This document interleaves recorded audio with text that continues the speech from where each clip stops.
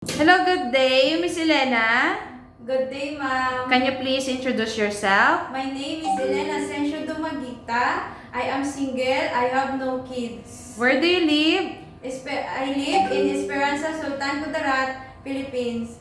How many siblings do you have? I have one boy brother, one sister, and I am a second child of my family. What is your educational attainment? I am college level, ma'am, and I did not proceed because of financial lack. Okay, and how would you describe yourself? I am hardworking, thoughtful, obedient, and God-fearing. And why do you want to work in Hong Kong? I want work in Hong Kong because I want financially of my family and save for my future. And who will take care of your kids when you go abroad? I have no kids, no husband, ma'am. Okay, please tell me about your working experience. I am working first in Saudi Arabia, 3 years. They have a 2 baby, 7 years old and 8 years old. And the second, my employer in Doha, Qatar, they have a newborn and 6 years old and 8 years old now. From what year in Doha?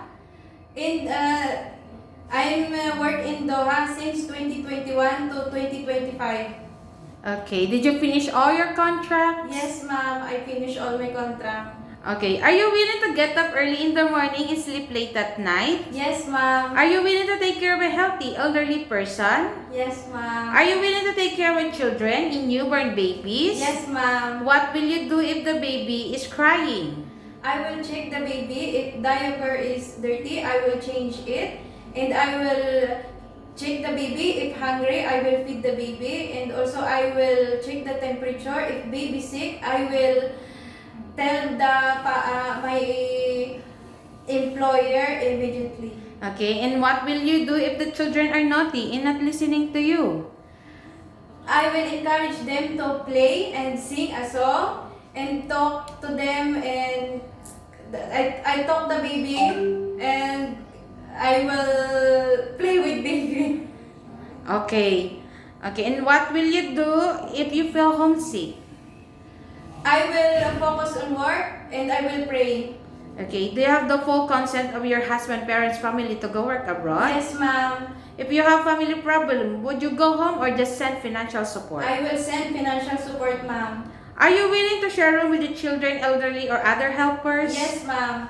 Are you willing to work during your rest and employer will pay you as overtime? Yes, ma'am. Do you promise not to use your cell phone during your working hours? Yes, ma'am. Do you promise not to loan from any bank in Hong Kong? Yes, ma'am.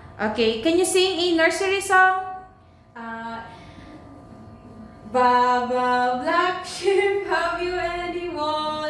Yes, sir, 3 bags full. Okay, do you know how to swim? Yes, ma'am. Do you smoke and drink alcohol beverage? No, ma'am.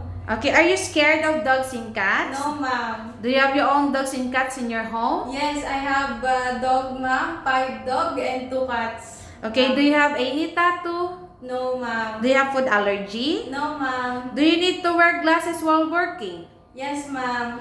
Are you willing to cut your hair short? Yes, ma'am. Do you have any surgical operation or any serious sickness before? Yes, I have surgical, ma'am, but it's